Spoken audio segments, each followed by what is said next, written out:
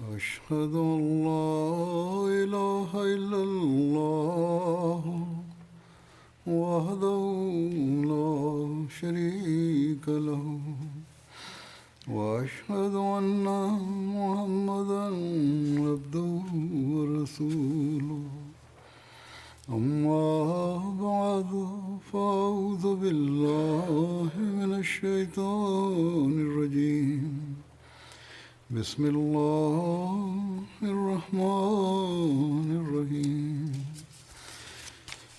الحمد لله رب العالمين الرحمن الرحيم مالك يوم الدين إياك نعبد وإياك نستعين اهدنا الصراط المستقيم صراط الذين أنعمت عليهم غير المغضوب عليهم ولا الضالين. अॼु रमज़ान जो आख़िरी जुमो आहे. रमज़ान गुज़री वियो ऐं केतिरा ई अहिड़ा माण्हू हूंदा जन रमज़ान में इबादत ऐं पंहिंजे अंदरि ख़ासि तब्दीलियूं पैदा करण जे लाइ मनसूबा ठाहिया हूंदा, पर इन्हनि ते अमल न करे सघिया जहिड़ी तरह सोचियो हुओ. केतिरा ई माण्हू अहिड़े क़िस्म जा ख़त लिखंदा आहिनि मूंखे. ऐं अॼु रमज़ान जो आख़िरी ॾींहुं बि कुझु कलाकनि खां पोइ ख़तमु थियण वारो आहे. जुमे जो ॾींहुं उहो बाबरकत ॾींहुं आहे जंहिंमें अहिड़ी घड़ी ईंदी आहे जॾहिं दुआ जी क़बूलियत जो ख़ासि वक़्तु हूंदो आहे. सो जेकॾहिं असांजे रमज़ान जा ॾींहं अहिड़ी तरह नाहिनि बि गुज़रिया जहिड़ी तरह असांजी ख़्वाहिश हुई, या जहिड़ी तरह हिकिड़े मोमिन जा गुज़रणु घुरिजनि पिया, त पोइ बि असांखे अॼु हिन बाक़ी टाइम में ही अहद करणु घुरिजे ऐं दुआ करणु घुरिजे त अलाह ताला असांजी कमज़ोरियुनि खां कन लटार फ़रमाईंदे, असां ते रहमत फ़रमाईंदे, असांखे तौफ़ीक़ ॾे त असां पंहिंजी ज़िंदगियुनि खे मुस्तक़िल उन तरीक़े ते हलाइण वारा बणिजी वञूं जेको अलाह ताला असांखां चाहे थो.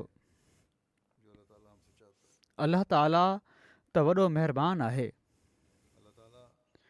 उन असांजी दुआउनि खे क़बूलियत जे लाइ ही नाहे फ़रमायो त रमज़ान जे महीने में जुमे जे ॾींहुं हिकिड़ी अहिड़ी घड़ी ईंदी आहे जंहिंमें दुआऊं क़बूल थींदियूं आहिनि, ऐं पर जुमे जे ॾींहं जी उमूमी ख़ुसूसियत हीअ बयानु फ़रमाई अथई. सो जेकॾहिं अॼु असां पंहिंजनि दुआउनि में ही अहद कयूं त असां हिन रमज़ान खां पोइ बि पंहिंजी तक़वा जे मयार खे वधाईंदा रहंदासीं, इन जे लाइ कोशिशि कंदासीं, अलाह ताला जे क़ुर्ब खे हासिलु करण जी कोशिशि कंदा रहंदासीं, ईंदड़ जुमे ताईं पंहिंजनि इबादतुनि खे अलाह ताला जे लाइ ख़ालिस कंदा रहंदासीं. पोइ हर जुमे जे विचें वक़्त खे पंहिंजनि इबादतुनि ऐं नेक अमलनि सां सिंगारण जी कोशिशि कंदा रहंदासीं, दीन खे दुनिया ते मुक़दम रखंदासीं. ईंदड़ रमज़ान ताईं असीं उन प्रोग्राम खे पूरो करण जी कोशिशि कंदा रहंदासीं जेको असां पंहिंजे अंदरि पाक तब्दीली पैदा करण जे लाइ रमज़ान जे महीने जे लाइ ठाहियो हुयो ऐं कंहिं सबबु इन ते अमल न करे सघियासीं. त हीउ उहो अमल आहे जेको असुलु तक़वा पैदा कंदो आहे. ऐं जॾहिं असीं ख़ालिस थी करे पंहिंजूं इबादतूं ऐं पंहिंजा अमल अलाह ताला जी रज़ा ख़ातिर बजा आणे रहिया हूंदासीं त पोइ अलाह ताला जेको सभिनी महिरबाननि खां वधीक महिरबान आहे, रहमान आहे, रहीम आहे, हू असांखे उन्हनि बरकतुनि सां नवाज़ींदो रहंदो जिन ते असीं हिन रमज़ान में बि कुझु हद ताईं अमल कयो आहे। सो असुलु शइ तक़वा आहे। असुलु शइ मुस्तक़िल मिज़ाजीअ सां ख़ुदा ताला जे हुकमनि ते अमल आहे। असुलु शइ ख़ुदा ताला जी ख़शियत ऐं उन जी रज़ा खे हासिलु करणु आहे। जेकॾहिं हीअ आहे ऐं असीं वापसि उन दुनियादारी जी ज़िंदगी में नाहियूं हलिया विया जिथे दीन दुनिया ते मुक़दम हुअण खे असीं विसारे छॾियऊं, त जेके बि ऐं जहिड़ियूं बि असीं इबादतूं ऐं पंहिंजी इस्लाह जी कोशिश हिन रमज़ान में कई आहे, अलाह ताला उन्हनि खे क़बूलु फ़रमाईंदे असांखे नवाज़ींदो रहंदो। सो हीउ बुनियादी नुक़्तो आहे जेको असांखे हर वक़्तु साम्हूं रखणु घुरिजे। इन मक़सद जो हुसूल हर अहमदी खे हर वक़्तु पंहिंजे साम्हूं रखणु घुरिजे। ऐं जॾहिं असीं ख़ुदि पंहिंजी ज़िंदगियुनि खे तक़वा ते हलाइण ऐं अलाह ताला जी रज़ा हासिलु करण जे लाइ गुज़ारे रहिया हूंदासीं त असां पंहिंजे ॿारनि ऐं पंहिंजे नसुलनि जे साम्हूं बि उहे नमूना पेश करे रहिया हूंदासीं जिन नमूननि जे करे नेकियूं हिकु नसुल खां ॿिए नसुल में हलंदियूं वेंदियूं आहिनि। असां अलाह ताला जे फज़ल सां ज़माने जे इमाम ऐं पाण सॻोरनि सल्लल्लाहु अलैहि वसल्लम जे सचे ग़ुलाम जी बैत कई आहे ऐं जन शर्तनि ते बैत कई आहे। उन्हनि जो ख़ुलासो ई आहे त हमेशह तक़वा पेश नज़र रहंदी ऐं इन जी बार बार हज़रत मसीह मऊद अलैहिस्सलातु वस्सलाम असांखे तलक़ीन फ़रमाई आहे त जीअं असां जिन ज़िंदगियुनि में उहो इनक़लाब पैदा थी वञे जेको हर साल सिर्फ़ु हिकिड़े महीने जो इनक़लाब न हुजे या साल में सिर्फ़ु हिकिड़ो महीनो इन इनक़लाब पैदा करण जी कोशिश न हुजे। बेशक रमज़ान जे महीने में तक़वा जे मयारनि खे हासिलु करण जे लाइ अलाह ताला हिकिड़ो तरबियती माहौल ऐं इंतिज़ाम असांजे लाइ मुहैया फ़रमायो आहे, पर उहो इन लाइ त हर रमज़ान खां पोइ असीं तक़वा जे अॻिले ऐं बुलंद मयारनि खे हासिलु कंदा वञूं। इन लाइ न त रमज़ान खां पोइ असीं वापसि पंहिंजे हेठे मयार ते हलिया वञूं। सो जहिड़ो क मूं चयो, हज़रत मसीह मऊद अलैहिस्सलातु वस्सलाम खे तक़वा जे मयारनि खे ऊचो करण जे लाइ ऐं असांजी इस्लाह जे लाइ मोकिलियो वियो आहे ऐं इन जी बार बार पाण असांखे तलक़ीन फ़रमाई अथनि। जीअं त हिकिड़े मौक़े ते पाण अलैहिस्सलाम फ़रमायो, सो मूंखे मोकिलियो वियो आहे त जीअं सचाई ऐं ईमान जो ज़मानो वरी अचे ऐं दिलनि में तक़वा पैदा थिए। सो इहे ई अफ़ाल मुंहिंजे वजूद जो असुलु मक़सदु आहिनि, मुंहिंजे अचण जो असुलु मक़सदु आहे। फ़रमाइनि था मूंखे ॿुधायो वियो आहे त वरी आसमान ज़मीन जे वेझो थींदो, इन खां पोइ जो तमामु परे थी वियो हो। सो ही उहे ॻाल्हियूं आहिनि जिन खे हमेशह असांखे पंहिंजे साम्हूं रखणु घुरिजे। संदन ज़मानो जेको ख़िलाफ़त अला मिनहाज नबूअत ते क़ाइमु थींदे पाण सॻोरनि सल्लल्लाहु अलैहि वसल्लम जी पेशिनगोई जे मुताबिक़ क़यामत ताईं रहण वारो ज़मानो आहे। संदन मञण वारा ई आहिनि जन सचाईअ ते क़ाइमु रहंदे पंहिंजे ईमाननि जी हिफ़ाज़त करणी आहे ऐं इन जा ऊचा मयार हासिलु करणा आहिनि ऐं हीअ सिर्फ़ु हिकु महीने जी नेकियुनि या नेकियूं करण जी ख़्वाहिश या हिकु महीने जी इबादतुनि ऐं इबादतुनि में ख़ासि शग़फ़ या मस्जिदुनि खे हिकिड़े महीने जे लाइ ख़ासि तौर ते आबाद करण सां हासिलु न थींदो ऐं पर जॾहिं सचाई खे मञियो आहे जॾहिं पाण इस्लाम खे मसीह मऊद ऐं महदी मऊद मञी बैत कई आहे त ईमान जे मयारनि खे ऊचो करण जी असांखे ख़ासि कोशिशि करणु घुरिजे ऐं जॾहिं असीं अहिड़ा थी वेंदासीं त उन्हनि माण्हुनि में शामिलु थी वेंदासीं जंहिंजो हज़रत मसीह मऊद अलैहिस्सलाम सां ख़ासि तालुक़ु आहे जन बैत जे मक़सद खे सम्झियो आहे ऐं इन जो हक़ अदा करण जी कोशिशि कई आहे ऐं इहे ई उहे माण्हू हूंदा जंहिंजे बारे में अलाह ताला हज़रत मसीह मऊद अलैहिस्सलाम खे फ़रमायो आहे त मां तोसां गॾु ऐं तुंहिंजे प्यारनि सां गॾु आहियां कंहिंजो प्यारो थियण जे लाइ बुनियादी शर्त त इहो ई आहे ऐं हुअणु घुरिजे त उन जी ॻाल्हियुनि ते अमल कयो वञे ऐं उन जी ख़्वाहिशुनि जे मुताबिक़ पंहिंजी ज़िंदगी गुज़ारी वञे सो हिते अलाह ताला ख़ुदि बि हज़रत मसीह मऊद अलैहिस्सलाम जे प्यारनि सां गॾु हुअण जो ऐलान फ़रमाए छॾियो आहे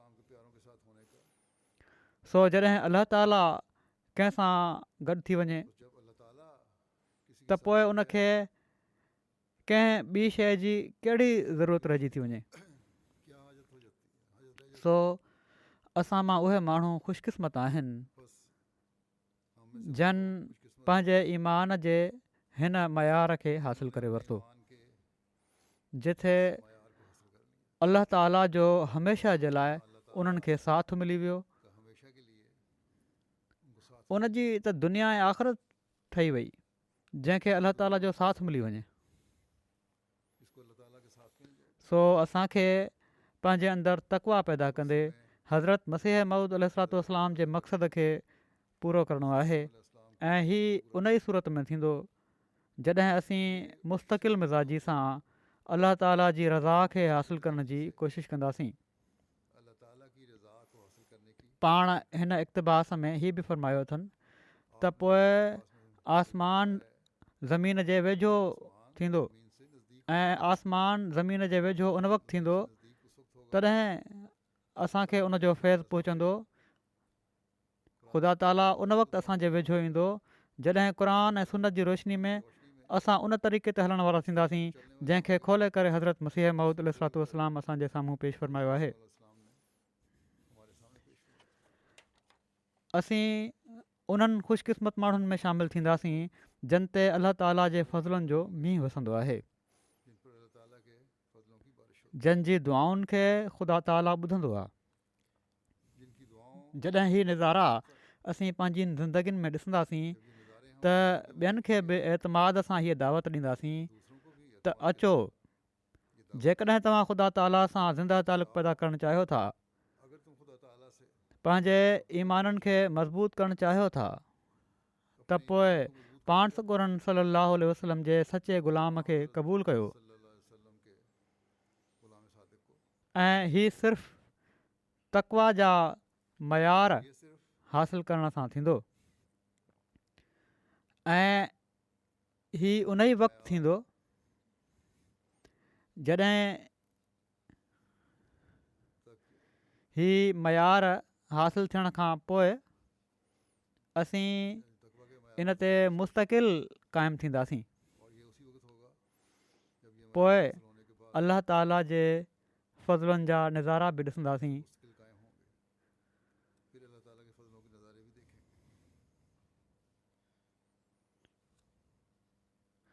सो असां मां अहिड़ा माण्हू जेके इन उसूल खे सम्झी विया आहिनि ऐं ज़िंदगी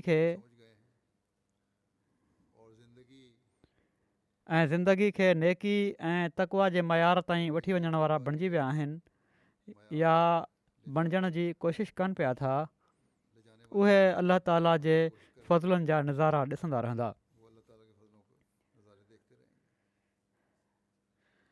असां मां हर हिकु हीउ नज़ारो ॾिसी सघे थो। जेकॾहिं पंहिंजी ज़िंदगी अलाह ताला जे हुकमनि जे मुताबिक़ तक़वा जी वाटुनि ते हलण वारी बणाए वठे। असुलु तक़वा छा आहे ऐं इन ते हलण वारो कहिड़ो हुअणु घुरिजे ऐं उन सां अलाह ताला जो कहिड़ो वर्ताउ हूंदो आहे, इन बारे में हज़रत मसीह मऊद अलैहिस्सलातु वस्सलाम फ़रमाइनि था, असुलु तक़वा सां गॾु जाहिलियत गॾु नथी थी सघे। सो हीअ बुनियादी ॻाल्हि आहे त मुतक़ी जाहिल नथो थी सघे। असुलु मुतक़ी इबादत गुज़ार हूंदो ऐं साणे बाननि जा बि हक़ अदा करण वारो हूंदो। सो हीअ उहा बुनियादी ॻाल्हि आहे जेका असांखे हमेशह साम्हूं रखणु घुरिजे। वरी फ़रमाइनि था असुलु तक़वा पाण सां गॾु हिकिड़ो नूर रखंदी आहे, जहिड़ो क अल्लाह जल शानहू फ़रमाए थो, या अय्युहल्लज़ीना आमनू इन तत्तक़ुल्लाह यजअल लकुम फुरक़ाना व युकफ़िर अन्कुम सय्यआतिकुम व यजअल लकुम नूरन तमशून बिह। माना त ऐं ईमान वारो, जेकॾहिं तव्हां मुतक़ी हुअण ते साबित क़दम रहो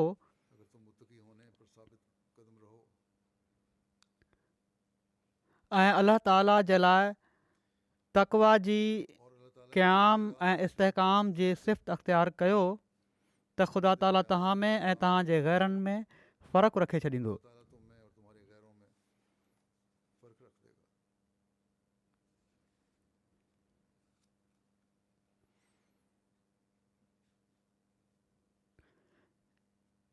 हीअ हज़रत मसीह मऊद अलैहिस्सलातु वस्सलाम ही तर्जुमो तफ़सीरी फ़रमाए रहिया आहिनि। अलाह ताला जे लाइ तक़वा जी क़याम ऐं इस्तेहकाम जी सिफ़त अख़्तियार कयो त ख़ुदा ताला तव्हां में तव्हांजे गैरनि में फ़र्क़ु रखे छॾींदो। ऐं उहो फ़र्क़ु हीअ आहे त तव्हांखे हिकिड़ो नूर ॾिनो वेंदो, जंहिं नूर सां तव्हां पंहिंजी सभिनी वाटुनि ते हलंदव। माना त उहो नूर तव्हांजे फ़इलनि ऐं कौलनि ऐं कवा ऐं हवास में अची वेंदो। तव्हांजे अकुल में बि नूर हूंदो ऐं तव्हांजी हिकिड़े अंदाज़े जी ॻाल्हि में बि नूर हूंदो ऐं तव्हांजी अखियुनि में बि नूर हूंदो ऐं तव्हांजे कननि ऐं तव्हांजी ज़बानुनि ऐं तव्हांजे बयाननि ऐं तव्हांजी हर हिकु चुरपुर ऐं सुकून में नूर हूंदो ऐं जन वाटुनि ते तव्हां हलंदव उहे नूरानी थी वेंदियूं। मक़सदु जेतिरियूं तव्हां जूं वाटूं, तव्हांजी कुवतुनि जूं वाटूं, तव्हांजे हवास जूं वाटूं आहिनि, उहे सभई नूर सां भरिजी वेंदियूं ऐं तव्हां सरासर नूर में ई हलंदव। सो हीअ आहे उहो मुक़ाम जेको हिकिड़े मोमिन खे, हिकिड़े मुतक़ीअ खे हासिलु करण जी कोशिशि करणु घुरिजे। रमज़ान गुज़री बि वियो त तॾहिं बि असीं इन मुक़ाम खे हासिलु करण जी कोशिशि करे सघूं था। ख़ुशकिस्मत हूंदा असां मां उहे जेके हिन मुक़ाम खे हासिलु करे वठनि त अलाह ताला जो कब्ज़ो असांजे हर कौल फ़इल ते हुजे, असांजो हर अमल अलाह ताला जी रज़ा खे हासिलु करण जे लाइ हुजे, असांजो घुमणु फिरणु उथणु वेहणु मक़सदु त हर अमल अलाह ताला जी रज़ा हासिलु करण जे लाइ हुजे। जॾहिं ही थींदो त पोइ ई असीं अलाह ताला जे नूर मां हिसो वठण वारा थींदासीं।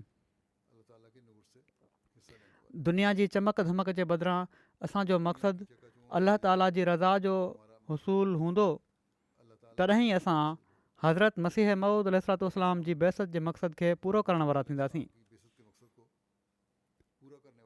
असीं हिकिड़ी कोशिश सां पंहिंजो अहद निभाइण वारा थींदासीं। जेकॾहिं हीअ पाक तब्दीली असां पंहिंजी ज़िंदगी जो हिसो बनाइण जी ख़्वाहिश नथा रखूं ऐं इन जे लाइ कोशिशि नथा कयूं त असां जूं दावाऊं ग़लति आहिनि। असांखे रमज़ान में वक़्ती तौर ते कयल नेकियूं बि को फ़ाइदो न ॾींदियूं पिए। सो असांखे हर वक़्तु इन सोच सां पंहिंजो मुहासिबो करणु घुरिजे त छा असीं हिन तक़वा जे हुसूल जी लाॻीतो कोशिशि कयूं पिया था, जंहिंजो क़ुर शरीफ़ जी आयत जी रोशनी में हज़रत मसीह मऊद अलैहिस्सलाम बयानु फ़रमायो आहे। जेकॾहिं असीं पंहिंजनि ज़िंदगियुनि खे अहिड़ी तरह ढालण जी कोशिशि कयूं पिया था त यकीननि असीं शैतान सां मुक़ाबले जे लाइ बि तयारु आहियूं ऐं शैतान जे मुक़ाबले में अलाह ताला पोइ असांजी मदद बि फ़रमाईंदो ऐं शैतान जे हर हमले खे नाकाम ऐं नामुराद कंदो। शैतान त हिन ज़माने में असांखे हर पासे खां वकोड़े फिटी कयो आहे ऐं ख़ुदा ताला जी मदद खां बग़ैर इन जे चंबे मां निकिरणु मुमकिन न आहे ऐं ख़ुदा ताला जी मदद तक़वा ते हलण वारनि सां गॾु हूंदी आहे। असांखे हमेशह यादि रखणु घुरिजे त हीउ ज़मानो त ख़ासि तौर ते शैतान जे हमलनि जो ज़मानो आहे। पंहिंजे सभिनी हीलनि ऐं मकरनि ऐं हथियारनि सां शैतान हमला करे पियो थो। अहिड़ा ख़ौफ़नाक हमला आहिनि जंहिंजो मिसाल पहिरियां न मिलंदो हुयो। सो अहिड़नि हालतुनि में ख़ुदा ताला ॾांहुं ख़ासि तौर ते झुकण जी ज़रूरत आहे। टीवी हुजे या सोशल मीडिया हुजे या ॿिया प्रोग्राम हुजनि या ॿारनि जा स्कूल हुजनि या उन्हनि जा प्रोग्राम हुजनि, हर हंधि शैतान दज्जाल जे ज़रिए सां हिकिड़ो अहिड़ो ख़ौफ़नाक माहौल पैदा करे छॾियो आहे जंहिंखां ख़ुदा ताला जी मदद खां बग़ैर निकिरणु मुमकिन ई न आहे। हिन वक़्तु सभिनी खां वधीक फ़िक्रु त पंहिंजे ॿारनि ऐं अचण वारनि पीढ़ियुनि खे दज्जाल ऐं शैतान जे हमलनि खां बचाइण जो आहे ऐं इन जी तमामु घणी ज़रूरत बि आहे ऐं इन जे लाइ हर अहमदी वालदेन खे सभिनी अहमदी वालदेन खे कोशिशि बि करणु घुरिजे ऐं जमायती निज़ाम खे बि कोशिशि करणु घुरिजे। इन जे लाइ हर अहमदी आकिल बालिग़ खे अलाह ताला जे अॻियां झुकंदे अलाह ताला खां मदद घुरंदे तक़वा जे आला मयारनि खे हासिलु करण जी कोशिशि करणु घुरिजे त जीअं अहिड़ी तरह दज्जाल जो मुक़ाबिलो अलाह ताला जी मदद सां करे सघूं। रमज़ान खां पोइ बि असांखे रिलैक्स न थी वञणु घुरिजे, आराम सां वेही न रहणु घुरिजे ऐं पर पंहिंजे क़ुर शरीफ़ जे इल्म खे, दीन जे इल्म खे वधाइण जी ख़ासि कोशिशि करणु घुरिजे त जीअं हिकिड़ो ख़ासि माहौल असांजे घरनि में मुस्तक़िल क़ाइमु रहे। पंहिंजी इबादतुनि जी हिफ़ाज़त करणु घुरिजे। शैतान ऐं दज्जाल जे हमलनि खां बचण जे लाइ ख़ासि दुआउनि ॾांहुं तवजो ॾियणु घुरिजे। शैतान जे हीलनि ऐं मकरनि जे बारे में बयानु फ़रमाईंदे हिकिड़े मौक़े ते हज़रत मसीह मऊद अलैहिस्सलाम फ़रमाइनि था त यादि रखणु घुरिजे त दज्जाल असुल में शैतान जे मज़हर खे चइबो आहे, जंहिंजी माना आहे हिदायत जी वाट खां गुमराह करण वारो। पर आख़िरी ज़माने जे बारे में पहिरियनि किताबनि में लिखियलु आहे त उन वक़्तु शैतान सां ॾाढियूं जंगियूं थींदियूं, पर आख़िरकार शैतान मग़लूब थी वेंदो। हीअ उमेद बि ॼाराए छॾी। तक़वा ते हलंदा रहंदव, मुक़ाबिलो कंदव त शैतान मग़लूब थी वेंदो। तोड़े फ़रमाइनि था तोड़े हर नबी जे ज़माने में शैतान मग़लूब थींदो रहियो आहे, पर उहो सिर्फ़ु फ़र्ज़ी तौर ते हो।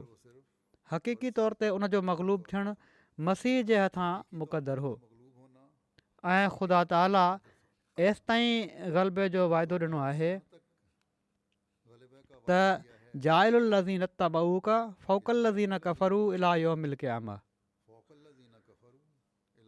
फ़रमाए थो त तुंहिंजे हक़ीक़ी ताबेदारनि खे ॿियनि ते क़यामत ताईं ग़ालिब रखंदुसि।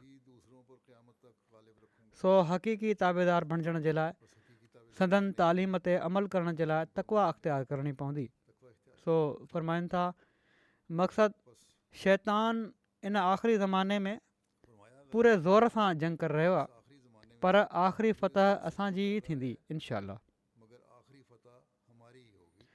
सो शैतान ऐं दज्जाल जे हमलनि खां बचाइण ऐं फ़तह ॾियण जो वाइदो अलाह ताला हज़रत मसीह मऊद अलैहिस्सलाम सां बि फ़रमायो आहे। खेनि बि 2-3 भेरा ई इल्हाम थियो, पर इन जो हक़ीक़ी फ़ाइदो वठण वारा उहे ई माण्हू थींदा जेके संदन हक़ीक़ी इताअत करण वारा आहिनि ऐं संदन तालीम ते अमल करण वारा हूंदा।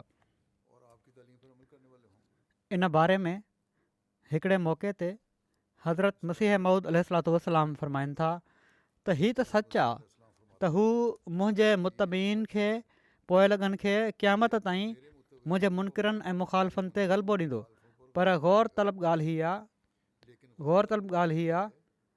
त मुतबीन में हर शख़्स सिर्फ़ु मुंहिंजे हथ ते बैत करण सां दाख़िल नथो थी सघे।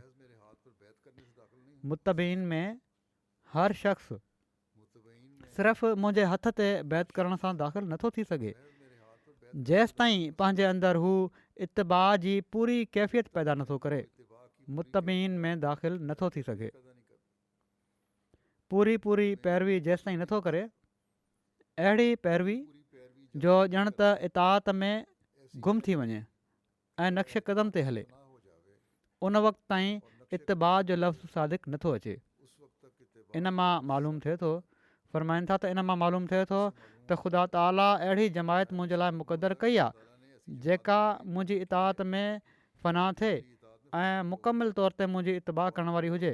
अलाह ताला अहिड़ी जमायत त ॾींदो जो उहे असां हुजूं या ॿिया माण्हू हुजनि, अॼु हुजनि या सुभाणे हुजनि, या पहिरियां गुज़री चुका आहिनि या असां मां कुझु हुजनि, या अक्सरियत हुजे, जमायत हीअ खेनि मिलंदी। अलाह ताला जो वाइदो आहे। सो ही लफ़्ज़ असांखे ॾाढो लोॾे छॾण वारा आहिनि। असांखे पंहिंजा जाइज़ा वठण जी ज़रूरत आहे त असांजी इतिबा जा मयार कहिड़ा आहिनि। छा असीं उन्हनि दुआउनि जा बि वारिस बणिजी रहिया आहियूं जेके हज़रत मसीह मऊद अलैहिस्सलाम पंहिंजी जमायत ऐं पंहिंजे हक़ीक़ी मञण वारनि जे लाइ घुरियूं आहिनि? छा असीं अलाह ताला जे उन्हनि फज़लनि खे बि हासिलु करण वारा बणिजी रहिया आहियूं जंहिंजो वाइदो अलाह ताला खेनि मञण वारनि जे लाइ पाण अलैहिस्सलाम सां कयो आहे? छा असीं तक़वा जे उन्हनि मयारनि खे हासिलु करण जी कोशिशि कयूं पिया था जेके हज़रत मसीह मऊद अलैहिस्सलाम पंहिंजी जमायत जे माण्हुनि में ॾिसणु चाहिनि था? जेकॾहिं न, त पोइ कुझु ॾींहंनि जूं दुआऊं, सिर्फ़ु रमज़ान जूं दुआऊं ऐं कुझु ॾींहंनि जी इबादत ऐं रोअणु असांखे उन्हनि इनामनि जो हक़दारु नथो बणाए छॾे जंहिंजो वाइदो अलाह ताला हज़रत मसीह मऊद अलैहिस्सलाम सां फ़रमायो आहे। वरी इन सिलसिले में पाण कश्तीअ नूह में वधीक फ़रमाइनि था त वाज़े रहे त सिर्फ़ु ज़ुबान सां बैत जो इक़रार करणु का शइ नाहे जेसि ताईं दिलि जी अज़ीमत माना त इरादो ऐं दुआ बि उन सां शामिलु हुजे, जेसि ताईं दिलि जी अज़ीमत सां उन ते पूरो अमल न थिए, इरादो बि हुजे ऐं दुआ बि हुजे, उन सां गॾु पोइ पूरो अमल हुजे। सो जेको शख़्स फ़रमाइनि था, सो जेको शख़्स मुंहिंजी तालीम ते पूरो अमल करे थो उहो इन मुंहिंजे घर में दाख़िलु थिए थो जंहिंजे बारे में ख़ुदा ताला जे कलाम में ही वाइदो आहे त इन्नी उहाफ़िज़ो कुल मन फिदार, माना त हर हिकु जेको तुंहिंजी चौदीवारी अंदरि आहे उनखे मां बचाईंदुसि। सो हर ॾुखियाई खां ऐं हर बला खां ऐं मुसीबत खां बचण जो ई नुस्ख़ो हज़रत मसीह मऊद अलैहिस्सलाम असांखे ॿुधायो आहे त मुंहिंजे तालीम जे मुताबिक़ ख़ालिस थी करे अलाह ताला जी पनाह में अचण जी कोशिशि कयो ऐं पोइ ॾिसो अलाह ताला तव्हांखे कहिड़ी तरह शैतान ऐं दजाल जे हमलनि खां बचाए थो।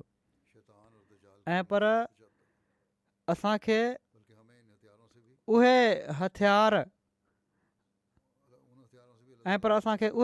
बि अलाह ताला खणाए छॾींदो जंहिंजे इस्तेमाल सां असां शैतान ते ग़लबो हासिलु करण वारा थींदासीं न सिर्फ़ु बचण वारा थींदासीं ऐं पर उनखे मारण वारा बि थींदासीं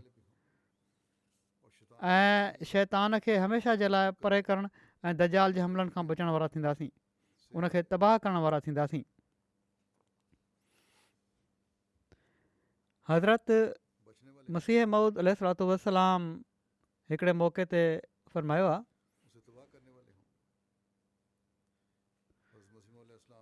पर ही यादि रखणु घुरिजे त उनजो मरणु माना त शैतान जो मरणु सिर्फ़ु एतिरो न आहे त सिर्फ़ु वात सां ई चयो वञे त शैतान मरी वियो आहे ऐं उहो मरी वञे ऐं पर तव्हां माण्हुनि खे अमली तौर ते ॾेखारणु घुरिजे त शैतान मरी वियो आहे। शैतान जो मौत काल सां न ऐं पर हाल सां ज़ाहिर करणु घुरिजे।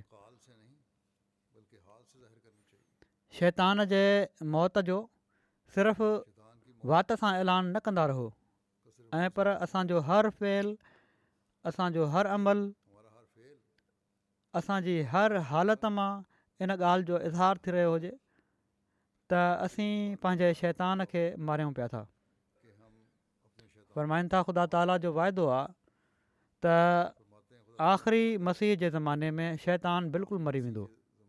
फ़रमाइनि था तोड़े शैतान हर हिकु इंसान सां गॾु हूंदो आहे पर असांजे नबी करीम सल्लल्लाहु अलैहि वसल्लम जो शैतान मुस्लमान थी वियो हो। हिकिड़ो मिसाल आहे सुनत असांजे साम्हूं बयानु फ़रमायाऊं ऐं उन ते हलणु उन सुनत ते हलणु असांजो फ़र्ज़ु आहे जेकॾहिं शैतान ते कंट्रोल करिणो आहे। पाण फ़रमाइनि था अहिड़ी तरह ख़ुदा ताला जो वाइदो आहे त हिन ज़माने में शैतान जी बिल्कुलु पाड़ पटी वेंदी। हीअ त तव्हां ॼाणो ई था त शैतान लाहौल खां भॼंदो आहे। लाहौल पढ़ो शैतान भॼंदो आहे पर उहो अहिड़ो सादड़ो न आहे जो सिर्फ़ु ज़ुबानी तौर ते लाहौल पढ़ण सां चवण सां भॼी वञे लाहौल वाला कुवत इला बिला चयो वञे त शैतान भॼी वेंदो। अहिड़े तरीक़े सां त तोड़े 100 भेरा लाहौल पढ़ियो वञे न भॼंदो। पर असुलु ॻाल्हि हीअ आहे त जंहिंजे ज़रे ज़रे में लाहौल जज़्ब थी वेंदो आहे ऐं जेके हर वक़्तु ख़ुदा ताला खां ई मदद ऐं इस्तिआनत घुरंदा रहंदा आहिनि ऐं उन खां ई फैज़ हासिलु कंदा रहंदा आहिनि उन्हनि खे शैतान खां बचायो वेंदो आहे। दिलि मां आवाज़ु निकिरणु घुरिजे मतिलबु पतो हुअणु घुरिजे सिर्फ़ु वात जूं ॻाल्हियूं न। उहे ई ऐं माण्हू उहे हूंदा आहिनि जेके कामयाबु थियण वारा हूंदा आहिनि। वरी पंहिंजी हिकिड़ी मजलिस में पाण फ़रमायाऊं त यादि रखो त हीउ जेको ख़ुदा ताला क़ुर शरीफ़ जी शुरूआति बि दुआ सां ई कई आहे। यादि रखो त हीअ जेका ख़ुदा ताला क़ुर शरीफ़ जी शुरूआति बि दुआ सां ई कई आहे ऐं पोइ उनखे ख़तमु बि दुआ ते ई कयो अथई त इन जो ई मतिलबु आहे त इंसानु अहिड़ो कमज़ोर आहे जो ख़ुदा जे फज़ुल खां बग़ैर पाक थी नथो सघे। हिकिड़ी मजलिस में ज़िक्र कयो हुओ इन जी रिपोर्ट में ॿिए हंधि अहिड़ी तरह बि अॻिते फ़िक्रो आहे त तव्हां पंहिंजो पाण खे पाक करार न ॾियो छो त को पाक न आहे जेसिताईं ख़ुदा पाक न करे। बहरहाल पोइ अॻिते फ़रमाइनि था ऐं जेसिताईं ख़ुदा ताला खां मदद ऐं नुसरत न मिले ही नेकी में तरक़ी करे ई नथो सघे। नेकी में तरक़ी करण जे लाइ ख़ुदा ताला जी मदद घुरिजे।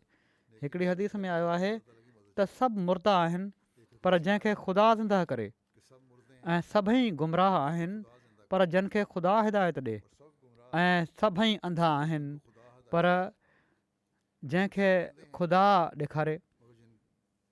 मक़सदु हीअ सची ॻाल्हि आहे त जेसिताईं ख़ुदा जो फैज़ हासिलु नथो थिए तेसिताईं दुनिया जी मुहबत जो ॻटु गले जो हार रहंदो आहे ऐं उहे ई उनखां निजात हासिलु कंदा आहिनि जिन ते ख़ुदा पंहिंजो फज़ुलु कंदो आहे। पर यादि रखणु घुरिजे त ख़ुदा जो फैज़ बि दुआ सां ई शुरू थींदो आहे।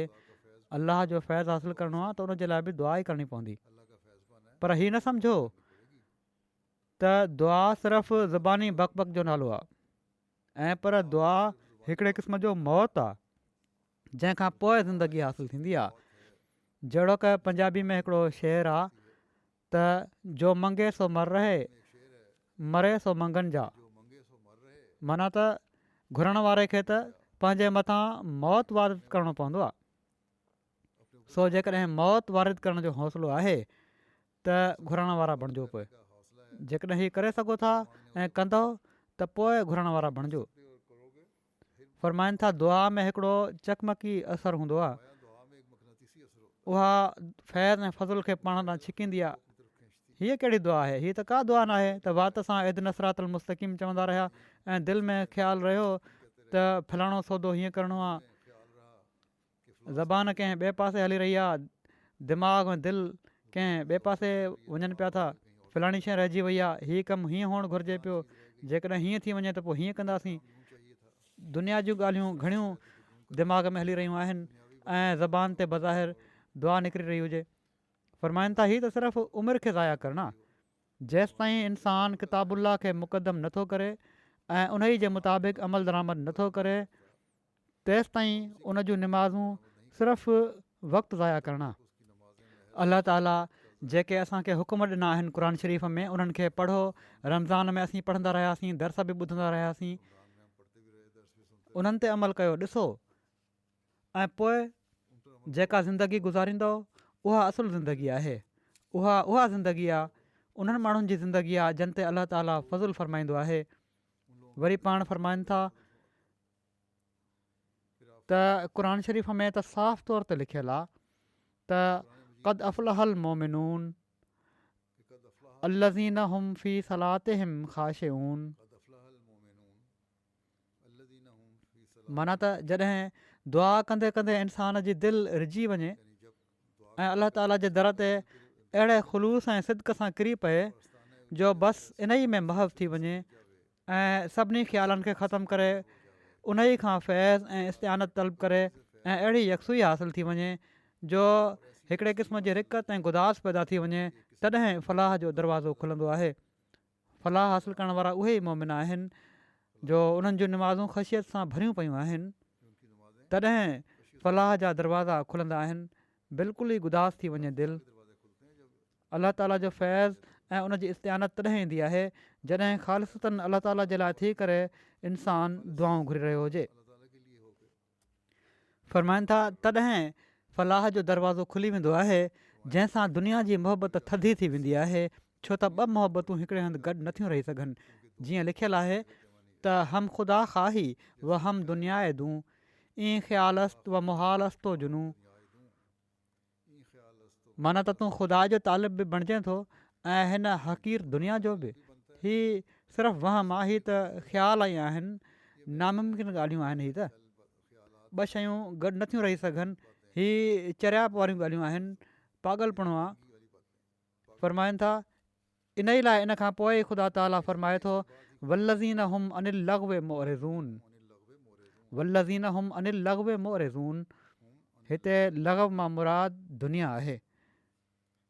माना त जॾहिं इंसान खे निमाज़ुनि में ख़ुशू ऐं ख़ुशू हासिलु थियणु लॻी पवंदो आहे त पोइ इन जो नतीजो हीउ निकिरंदो आहे जो दुनिया जी मोहबत उन जी दिलि मां थधी थी वेंदी आहे। इन मां मुराद हीअ न आहे त पोइ हू आबादगारी या वापारु या नौकिरी वग़ैरह छॾे ॾींदो आहे, ऐं पर हू दुनिया जे अहिड़े कमनि खां जेके दोखो ॾियण वारा हूंदा आहिनि ऐं ख़ुदा खां गाफ़िल करे छॾींदा आहिनि, पासो करणु लॻी पवंदो आहे। दुनिया जे अहिड़े कमनि खां बचंदो आहे पोइ जेके अलाह ताला जे हुकमनि जे ख़िलाफ़ु हुजनि।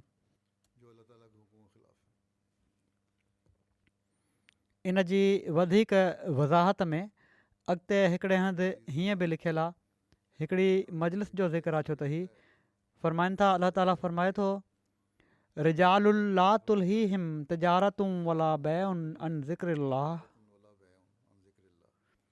रिजालुल ला तुलहीहिम तिजारतुम वला बैउन अन ज़िक्रिल्लाह। माना त असांजा अहिड़ा बाना बि आहिनि जेके वॾनि वॾनि वापारनि धंधनि में हिकु घड़ी जे लाइ बि असांखे न आहिनि विसारींदा, कम बि करे रहिया हूंदा आहिनि पर अलाह खे न आहिनि विसारींदा। फ़रमाइनि था त ख़ुदा ताला सां तालुक़ु रखण वारा दुनियादार न आहिनि चवराईंदा, ऐं पर दुनियादार उहो आहे जंहिंखे ख़ुदा यादि न हुजे। वरी बहरहाल पोइ ख़ुदा जे बाननि जी तारीफ़ कंदे पाण फ़रमाइनि था त अहिड़नि माण्हुनि जी गिरयोज़ारी माना त ख़ुदा जे बाननि जी गिरफ़्तारी ऐं रोअण ऐं ॿाॾाइण ख़ुदा जे हज़ूर आज़ी करण जो ई नतीजो हूंदो आहे जो अहिड़ो शख़्स दीन जी मोहबत खे दुनिया जी मोहबत हिर्स लालच ऐं ऐश अशरत सभिनी ते मुक़दम करे वठंदो आहे। हीअ दीन खे दुनिया ते मुक़दम करण जी तारीफ़ आहे, छो त हीअ क़ाइदे जी ॻाल्हि आहे त हिकिड़ो नेक फ़ेल ॿिए नेक फ़ेल खे पाण ॾांहुं छिकींदो आहे ऐं हिकिड़ो बुछड़ो फ़ेल ॿिए ख़राबु बुछड़े फ़ेल जी तरग़ीब ॾींदो आहे। जॾहिं उहे माण्हू पंहिंजी निमाज़ुनि में ख़ुशू ऐं ख़ुज़ू कंदा आहिनि त इन जो लाज़मी नतीजो ई निकिरंदो आहे त तबनि हू लॻव खां पासो कंदा आहिनि ऐं हिन गंदी दुनिया खां निजात हासिलु करे वेंदा आहिनि ऐं हिन दुनिया जी मोहबत थधी थी करे ख़ुदा जी मोहबत उन्हनि में पैदा थी वेंदी आहे। निमाज़ूं उन्हनि खे नेकिन ॾांहुं वठी वेंदियूं आहिनि। दुनिया जे कारोबारनि जे बावजूदु दुनिया उन्हनि जो मक़सूदु नाहे हूंदी। जहिड़ो की गुज़िरियल ख़ुतबे में मूं ला इलाहा इल्लल्लाह जी वज़ाहत कई हुई। मक़सूद ऐं मतलूब महबूब अलाह ताला जी ज़ात हूंदी आहे। सो हीअ आहे उहो मयार जंहिंखे असांखे पंहिंजे शैतान खे मारण जे लाइ अख़्तियार करिणो पवंदो।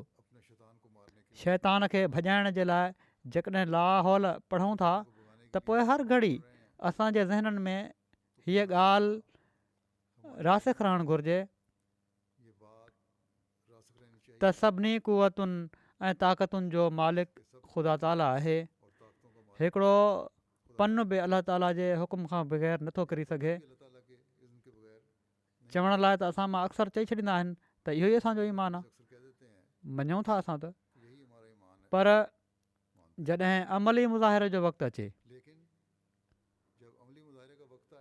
त पोइ ॿिया ख़ौफ़ जेके आहिनि, दुनिया जा ख़ौफ़ जेके आहिनि ऐं मोहबतूं जेके आहिनि ऐं ख़्वाहिशूं जेके आहिनि, अलाह ताला जी मोहबत ते ग़ालिब अची वेंदियूं आहिनि। सो अलाह ताला ते हक़ीक़ी ईमान ऐं अलाह ताला जी हक़ीक़ी इबादत त अहिड़ी हुअणु घुरिजे जो इन जो असरु असांजे जिस्म ऐं रूह ॿिन्ही ते पए। ऐं जॾहिं इबादत जा ई मयार हुजनि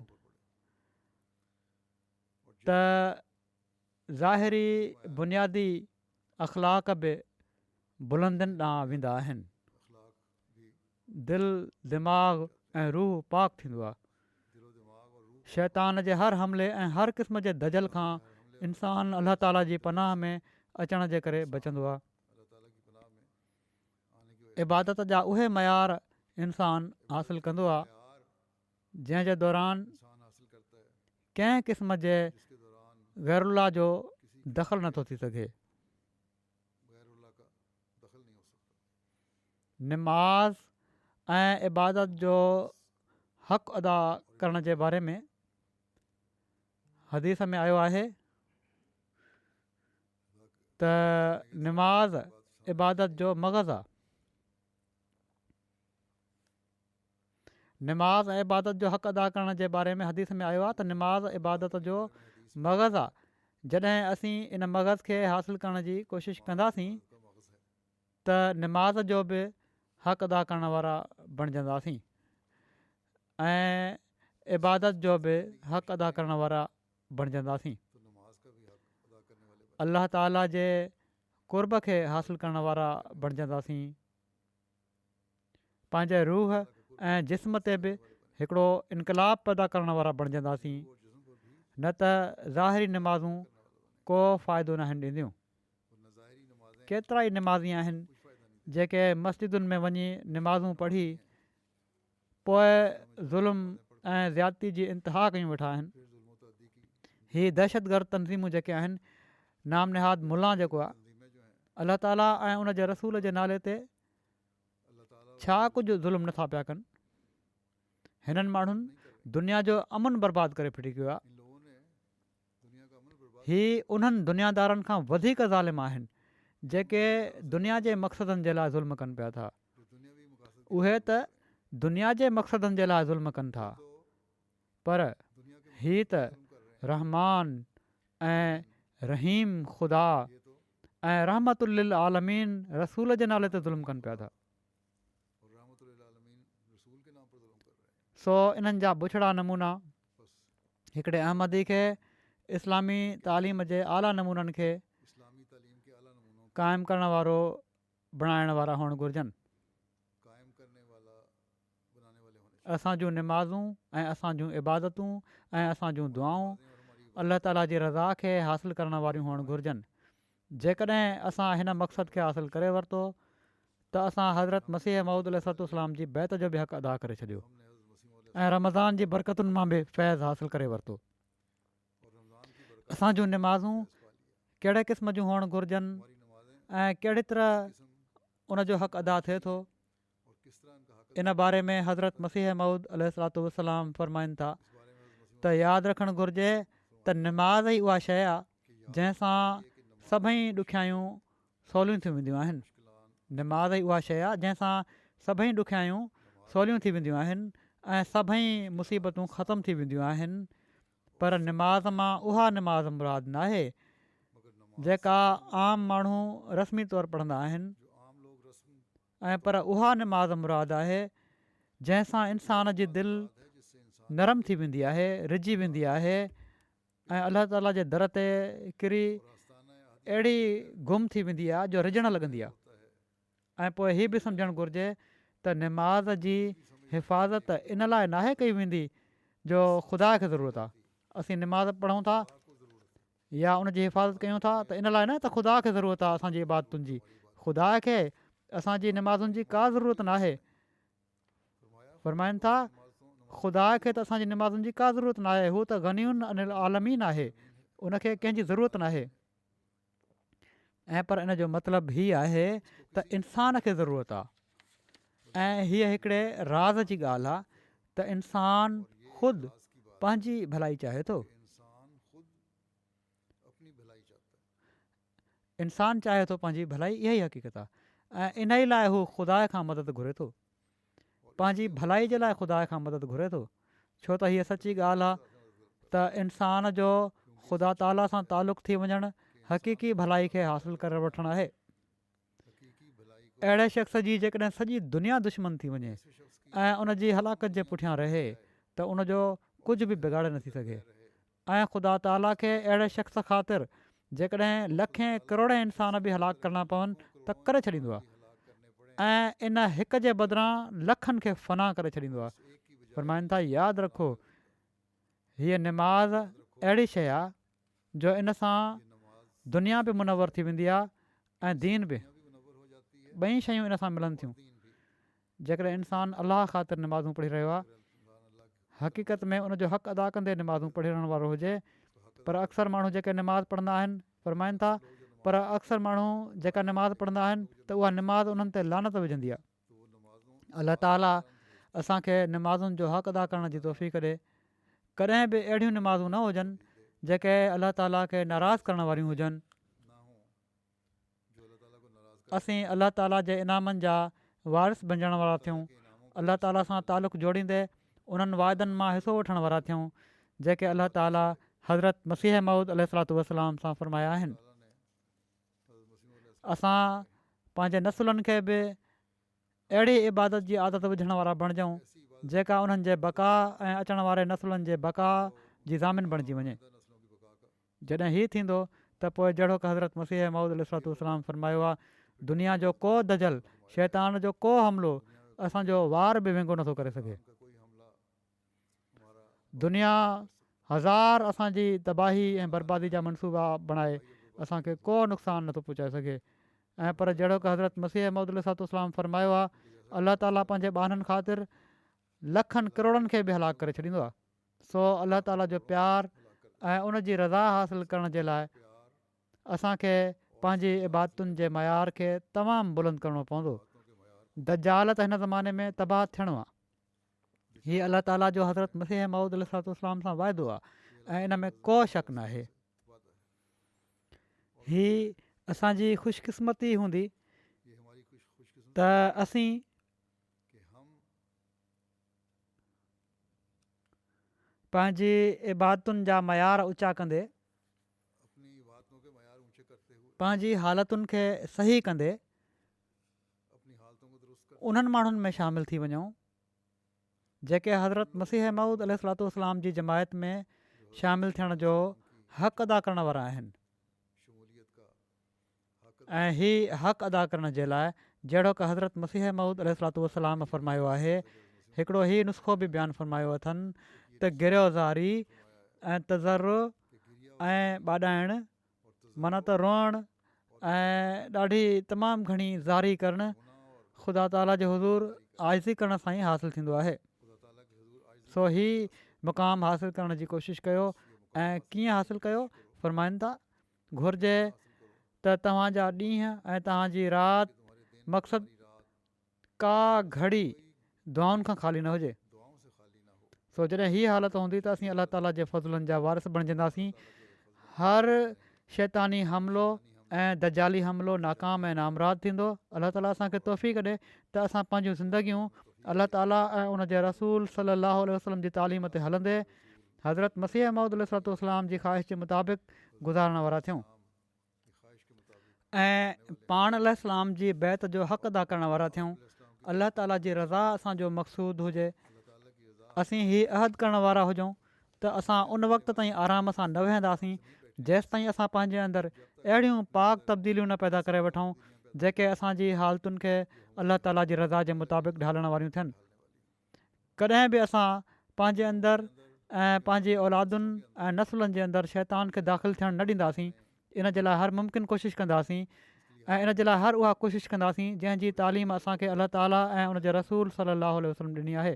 ऐं पर दुनिया खे बि शैतान ऐं दजाल खां पाक करण जी भरपूर कोशिशि कंदासीं। अलाह ताला असांखे इन जी तौफ़ीक़ अता फ़रमाए। पाकिस्तान जे अहमदनि जे लाइ बि दुआ कयो अलाह ताला उन्हनि खे मुख़ालिफ़नि जे शर खां महफ़ूज़ रखे, शरीरनि जा शर उन्हनि ते मोटाए हणे।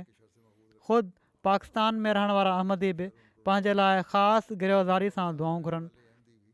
3 ॾींहं या 4 ॾींहं या हफ़्ते जूं दुआऊं न, मुस्तक़िल दुआऊं कनि ऐं पंहिंजी ज़िंदगियुनि खे अलाह ताला जी रज़ा जे मुताबिक़ ढालण जो अहद कनि। बुर्किना फासो जे अहमदियुनि, बांग्लादेश जे अहमदियुनि, अलजाइर ऐं दुनिया जे हर मुल्क जे अहमदियुनि जे लाइ दुआ कयो अलाह ताला हर अहमदी खे दुश्मन जे शर खां बचाए ऐं उन्हनि जे ईमान ऐं इकान में मज़बूती पैदा करे। अलाह ताला असांखे पंहिंजे अंदरि पाक तब्दीलियूं पैदा करण जी ऐं पोइ दुआऊं करण जी तौफ़ीक़ ॾिए ऐं उन्हनि खे क़बूल बि फ़रमाए।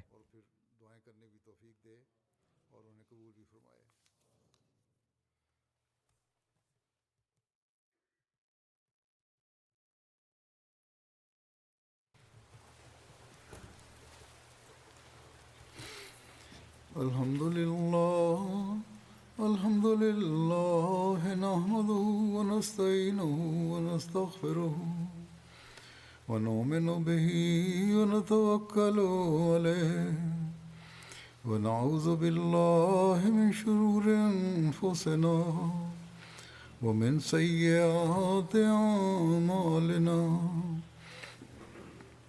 मन यहदिहिल्लाहु फला मुदिल्ल लहु वमन युद्लिल्हु फला हादिय लहु वनशहदु अन ला इलाहा इल्लल्लाह वनशहदु अन्ना मुहम्मदन अब्दुहु व रसूलुहु इबादल्लाहि रहिमकुमुल्लाह इन्नल्लाहा यामुरु बिल अदलि वल इहसानि व ईताइ ज़िल क़ुर्बा वयन्हा अनिल फ़हशाइ वल मुनकरि वल बग़ि यइज़ुकुम लअल्लकुम तज़क्करून उज़्कुरुल्लाह यज़्कुरुकुम वदूहु यस्तजिब लकुम वलज़िक्रुल्लाहि अकबर।